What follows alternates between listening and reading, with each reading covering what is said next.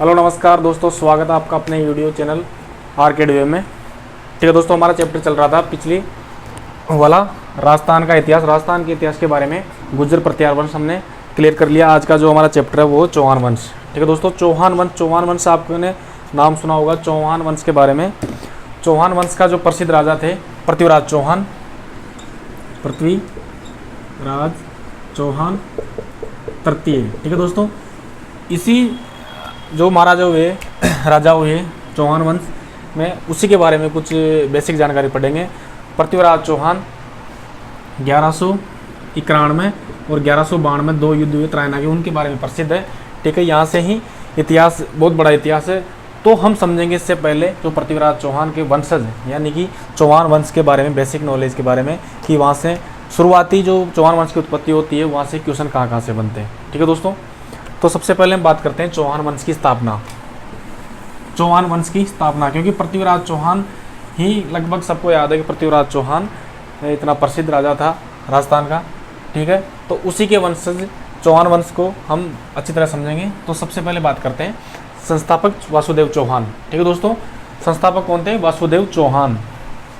वासुदेव चौहान। उससे पहले चौहान किसके सामंत थे? प्रतिहारों के। प्रतिहार, गुज्जर प्रतिहार भी इसको बोलते हैं। गुज्जर प्रतिहारों के सामंत ये। ठीक है दोस्तों, सामंत आप समझ रहे होंगे, उनके अधीन राजा, यानी कि चौहान सर्वप्रथम किसके अधीन थे? गुज्जर प्रतिहारों के अधीन थे। ठीक है, धीरे धीरे इन्होंने अपने अलग से स्वतंत्र शासन की स्थापना कर ली और अपना एक वंश चलाया, चौहान वंश। तो इनके बारे में थोड़ी बेसिक जानकारी है। तो इसके संस्थापक कौन थे? वासुदेव चौहान। वासुदेव चौहान, वासुदेव चौहान संस्थापक, यानी इसको आदि पुरुष या मूल पुरुष या इसको संस्थापक। ठीक है, यानी कि वासुदेव को चौहान वंश का संस्थापक कहा गया है। ठीक है, गुर्जर प्रतिहार वंश, गुर्जर प्रतिहार वंश का कौन संस्थापक था? असली तो वास्तविक नागभट्ट। ठीक है, और मूल पुरुष कौन था? हरिश्चंद्र नामक ब्राह्मण। ठीक है, ऐसे बता रहा हूँ पिछली वीडियो की बेसिक जानकारी बारे में। तो चौहान वंश का संस्थापक कौन हुआ? वासुदेव चौहान। वासुदेव चौहान 551 ईस्वी में। ठीक है दोस्तों, 551 ईस्वी में इन्होंने अहिछत्रपुर नागौर, अहिछत्रपुर, यह क्षेत्र कहाँ पे है? नागौर के आसपास। इस एरिया को अपना क्षेत्र बनाया और राजधानी बनाई इन्होंने शाकंभरी। शाकंभरी किसे कहते हैं? सांबर। वर्तमान सांबर को शाकंभरी कहते हैं। वहाँ इन्होंने अपनी राजधानी बनाई और वहाँ पे स्वतंत्र रूप से शासन करने लगे। कौन? वासुदेव चौहान। किनसे स्वतंत्र हो गए? चौहान, उसे प्रत्यारों से। ठीक है दोस्तों, वासुदेव चौहान आपको इंपॉर्टेंट याद रखना है। चौहान वंश के संस्थापक कौन थे? वासुदेव चौहान। राजधानी अहिछत्रपुर नागौर, प्रारंभिक राजधानी। वहाँ पर इन्होंने अपनी अलग कबीले बसाए चौहानों का। ठीक है, तो लेकिन इनकी राजधानी थी शाकंभरी। ठीक है दोस्तों, अजमेर जो राजधानी है चौहानों की, वो किसके टाइम पे बनी थी? आगे इसके बारे में पढ़ेंगे। प्रारंभ की जो राजधानी थी इनकी शाकंभरी, सांबर। मूल स्थान का कहाँ है? सपादलक्ष।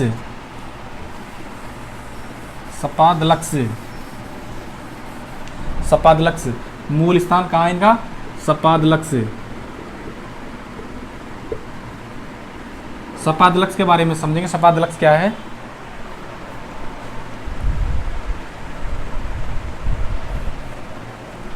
ठीक है दोस्तों, सपादलक्ष है सांबर और उसके आसपास के क्षेत्र को क्या कहा गया है? सपादलक्ष। तो मूल स्थान इनका कहाँ पे है? सपादलक्ष। जो वर्तमान सांबर के आसपास का क्षेत्र है उसको कहा गया है सपादलक्ष। सपादलक्ष का मतलब होता है 1.25 लाख कभी वहाँ पे उस एरिया पे 1.25 लाख आबादी थी। ठीक है दोस्तों, कितनी आबादी थी? आबादी सपादलक्ष यानी 1.25 लाख वहाँ की आबादी थी, इसलिए इस एरिया को सपादलक्ष नाम दिया गया। ठीक है दोस्तों, शाकंभरी हो गया उनकी राजधानी सांबर। अब होते हैं कि इनकी उत्पत्ति के सिद्धांत। देखो हमने पहले राजपूतों की उत्पत्ति के सिद्धांत पढ़े थे। राजपूतों की उत्पत्ति में लगभग जैसे प्रतिहार है, चौहान है, परमार है, चालुक्य, उनके बारे में पढ़ा था। अब स्पेशल बात करेंगे हम केवल चौहानों की उत्पत्ति की, यानी कि चौहान मूल वंश या उनका जो कुल था उनके बारे में कौन कौन सी धारणाएं, कौन कौन सी क्वेश्चन बनते हैं एग्जाम में उसके बारे में। ठीक है, तो सबसे पहले बात करते हैं अग्निकुंड सिद्धांत। अग्निकुंड सिद्धांत हमने पिछले वीडियो में पढ़ा था। अग्निकुंड सिद्धांत किसमें लिखा गया है? पृथ्वीराज रासो में। पृथ्वीराज रासो किसने लिखी थी? चंद्रबरदाई ने। ठीक है दोस्तों, चंद्रबरदाई किसके कवि थे? राजकवि थे या दोस्त थे? ये थे पृथ्वीराज चौहान तृतीय के। ठीक है, तो इन्होंने अपने ग्रंथ चंद्रबरदाई ने पृथ्वीराज रासो में लिखा था कि अग्निकुंड यानी कि वशिष्ठ मुनि ने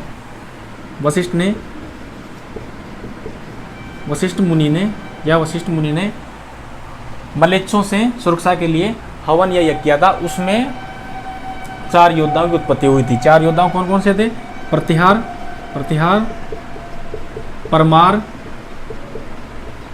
चालुक्य और चौथे नंबर पे थे चौहान। ठीक है दोस्तों, तो एक तो ये थ्योरी होती है किसके अनुसार? पृथ्वीराज रासो के अनुसार कि चौहानों की उत्पत्ति किससे हुई है? अग्निकुंड से। अग्निकुंड में किसने तपस्या की थी? वशिष्ठ मुनि ने। ठीक है, ये बात किसमें लिखी गई है? पृथ्वीराज रासो में। पृथ्वीराज रासो किसने लिखी थी? चंद्रबरदाई ने। ठीक है, एक दूसरी थ्योरी दी गई है साहित्यकारों ने, इतिहासकारों ने, वत्स गोत्रीय ब्राह्मण। चौहानों को क्या बताया गया है? यानी कि ब्राह्मणों का कौन से गोत्र के ब्राह्मण है? वत्स गोत्रीय ब्राह्मण। वत्स गोत्रीय ब्राह्मण किसके आधार पे कहा गया है चौहानों को? बिजोलिया शिलालेख में। ठीक है दोस्तों, बिजोलिया शिलालेख या अभिलेख। ठीक है, इसमें ब्राह्मणों का वत्स गोत्रीय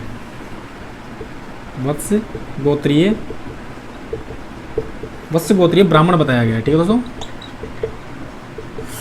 वत्स गोत्रीय ब्राह्मण बताया गया है किनको? चौहानों को। किसके अनुसार? बिजोलिया अभिलेख के अनुसार।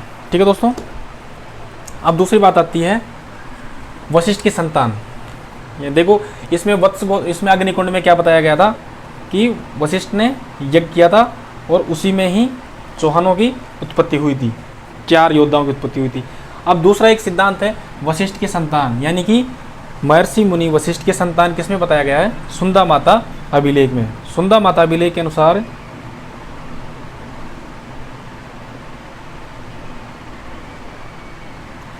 सुंदा माता मंदिर अभिलेख के अनुसार किसको बताया गया है? चौहानों को वशिष्ठ मुनि की संतान बताया गया है। ठीक है दोस्तों, वशिष्ठ मुनि की संतान क्या बताया गया है? वशिष्ठ मुनि की संतान सुधा माता मंदिर अभिलेख। सुधा माता मंदिर अभिलेख कहाँ है? जालौर में। दूसरी बात होती है चौहानों के बारे में कि सूर्यवंशी। देखो, सूर्यवंशी ये बात तो किस किस में मिली गई है? सूर्यवंशी के बारे में काफ़ी उल्लेख है, काफ़ी उसमें साहित्यकारों ने उल्लेख किया है कि चौहान वंश व सूर्यवंशी कौन कौन से? देखो, हमीर महाकाव्य, हमीर रासो, ये नोट करने की बात है। जैसे सूर्यवंशी का सिद्धांत कौन कौन से ग्रंथों में दिया गया है, तो सबसे पहले बात करेंगे हमीर महाकाव्य, हमीर रासो, और पंडित हीराचंद ओझा ने भी क्या कहा है कि चौहान सूर्यवंशी हैं। दूसरी बात है अग्निवंशी है। अग्निवंश का सिद्धांत किसने दिया? किंवदंतियों के अनुसार भाट व चारणों ने। अग्निवंशी, चौहानों को अग्निवंशी किसने बताया? सिर्फ भाट व चारणों ने, यानी कि जो भाट व चारणों के जो लेख मिले हैं उनमें चौहानों को अग्निवंशी बताया गया है। ठीक है, एकमात्र जो लेख है सेवाड़ी लेख में ये बिल्कुल हटके है, इसको आप जरूर याद करना। इंद्र के वंशज, चौहानों को इंद्र के वंशज बताया गया है सेवाड़ी के लेख में। ठीक है दोस्तों, जो भी जानकारी होती है वो जो साहित्यकार होते हैं, इतिहासकार होते हैं, वो पुरानी सामग्री जुटा के एकत्रित करके अपने अपने मत देते हैं, उसी के आधार पर प्रमाणित करते हैं। ठीक है, तो इंद्र के वंशज बताया गया है सेवाड़ी लेख के अनुसार।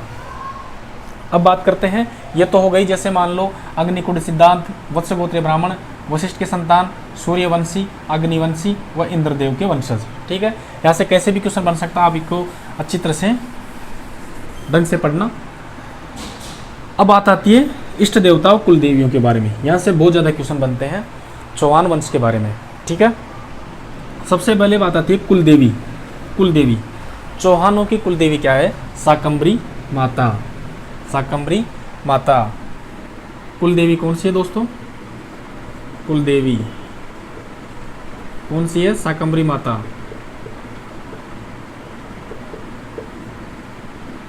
शाकंभरी माता, शाकंभरी माता कुल देवी है चौहानों की, शाकंभरी माता।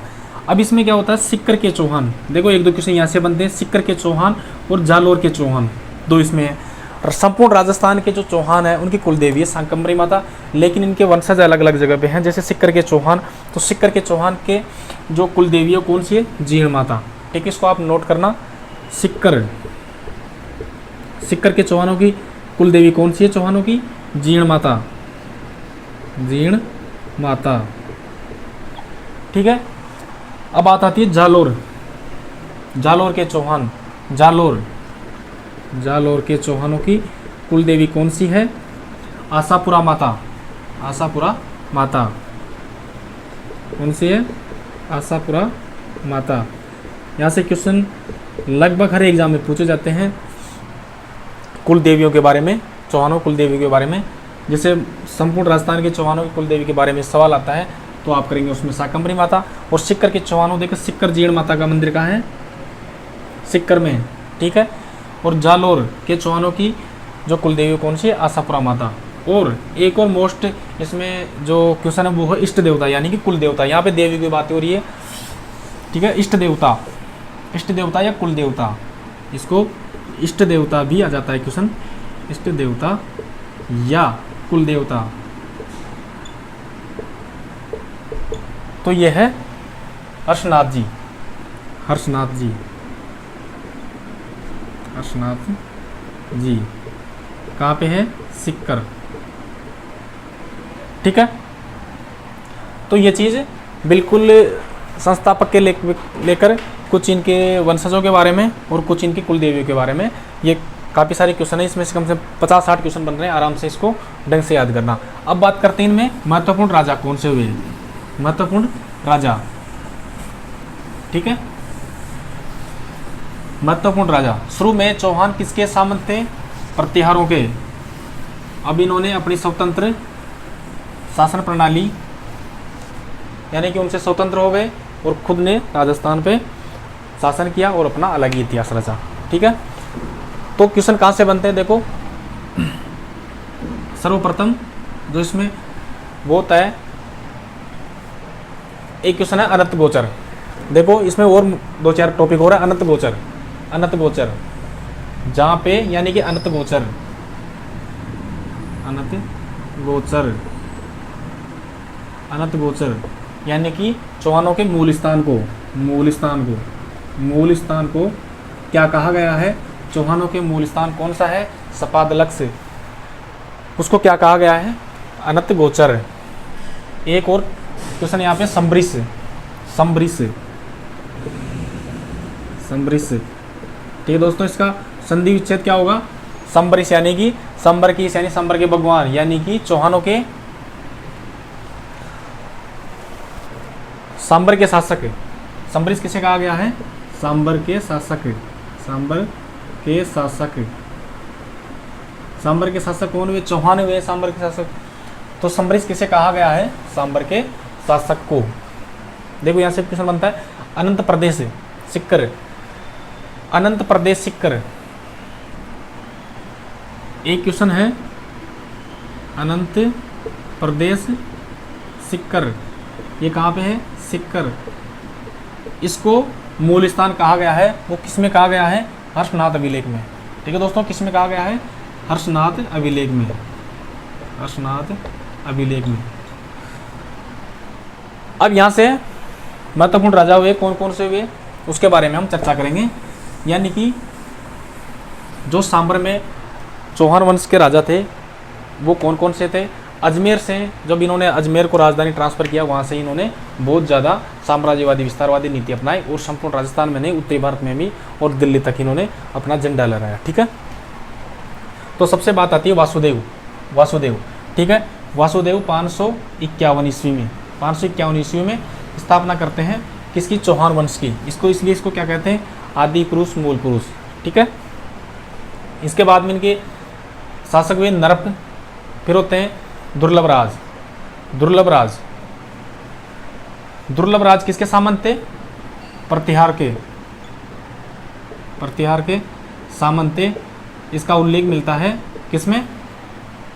हर्षनाथ अभिलेख में। दुर्लभ राज के पुत्र थे गुवक प्रथम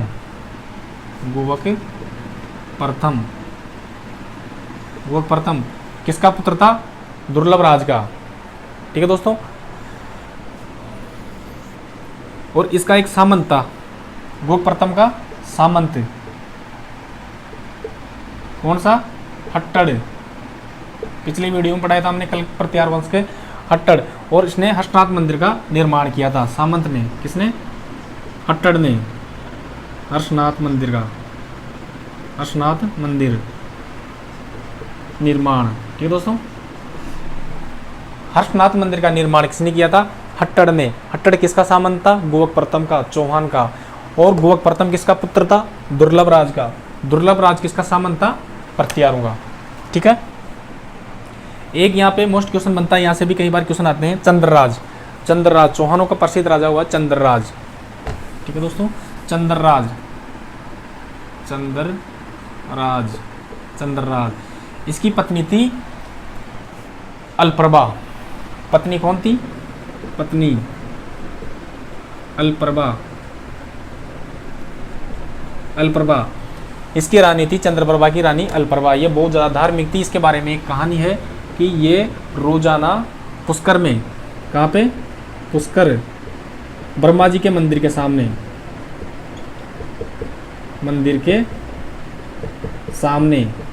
ठीक है दोस्तों। देखो, बहुत इंपॉर्टेंट चीज़ है। चंद्रराज चौहान वंश के राजा थे, पत्नी थी अल्प्रभा। इसके बारे में एक किंवदंती है कि पुष्कर में ब्रह्मा मंदिर के सामने रोजाना 1000 दीपक जलाती थी। ठीक है दोस्तों, दीपक जलाती थी। ठीक है दोस्तों, 1000 दीपक रोज जलाती थी। कौन? चंद्रराज की पत्नी अल्प्रभा। इसके बाद शासक होते हैं वाकपति राज प्रथम के बारे में कहा गया है कि इन्होंने 188 युद्ध किए हैं। ठीक है दोस्तों, कितने? 188 युद्ध, वाकपति राज प्रथम। इसके बाद होते हैं सिंहराज 956 में, विजयपाल प्रतिहार ने इसको पराजित किया। किसको? सिंहराज को। विग्रहराज तृतीय, दुर्लभ राज द्वितीय और गोविंदराज तृतीय। और सांबर के अंतिम राजा कौन थे? पृथ्वीराज प्रथम। ठीक है दोस्तों, अब यहाँ से शुरुआत होती है अजमेर के चौहानों की। कहाँ से शुरुआत होती है? पृथ्वीराज प्रथम। इस नाम को याद रखना, पृथ्वीराज प्रथम, जो मोहम्मद गौरी के साथ युद्ध किए थे। पृथ्वीराज वो कौन से नंबर के थे? पृथ्वीराज तृतीय। पृथ्वीराज फर्स्ट का पुत्र था कौन? अजयराज। ठीक है दोस्तों, पृथ्वीराज का पुत्र कौन था? अजयराज। तो यहाँ से ही क्वेश्चन बनता है कि पृथ्वीराज का पुत्र अजयराज अंतिम सांबर का शासक था, और इसने राजधानी बनाया किसको? अजमेर को। ठीक है दोस्तों, अजमेर को राजधानी बनाता है कौन? अजयराज 1111 में। ठीक है दोस्तों, 1113 में। और अजमेर नगर की स्थापना करता है 1113 में।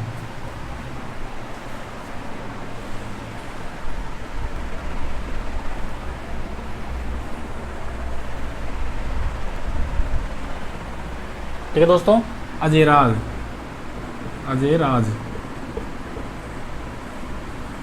से ही साम्राज्य स्थापित करते हैं ये अजमेर। अजमेर। कब? 1113 में, 1113 ईस्वी में। 1113 ईस्वी में पृथ्वीराज के पुत्र अजयराज ने अपनी राजधानी शाकंभरी सांबर से स्थानांतरित करके अजमेर करते हैं और अजमेर की स्थापना करते हैं 1113 में। अजमेर नगर की, वर्तमान अजमेर नगर की स्थापना करते हैं 1113 ईस्वी में। ठीक है। इन्होंने क्या किया? अवंती के राजा, अवंती के राजा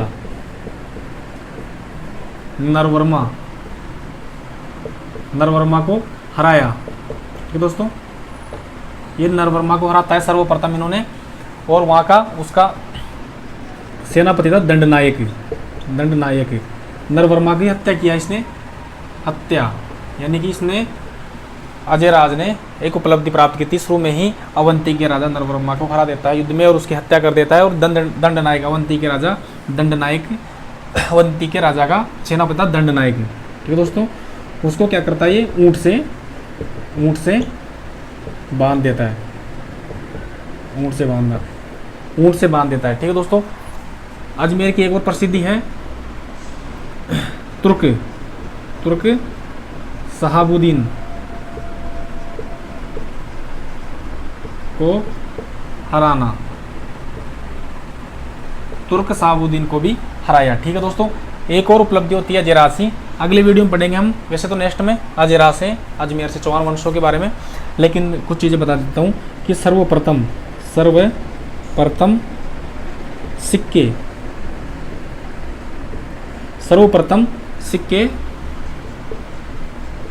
चौहान शासक में सर्वप्रथम सिक्के चौहान शासक में किसने चलाए? अजयराज ने। ठीक है, यानी कि अपने स्वतंत्र सिक्के चलाए इन्होंने सर्वप्रथम अजयराज ने। ठीक है दोस्तों, तो आज का वीडियो इतना ही था, यानी कि अजमेर जो चौहानों की राजधानी होती है उससे पहले के बारे में जहाँ से क्वेश्चन बनते हैं वो चैप्टर था, यानी कि चौहान वंश की स्थापना। अब जो मेन इतिहास होता है वो चौहान वंश का अजमेर से स्टार्ट होता है। ठीक है दोस्तों, तो अगले चैप्टर में पढ़ेंगे हम चौहानों का मेन इतिहास है अजमेर से, और बने रहिए हमारी वीडियो पे। ठीक है, थैंक यू।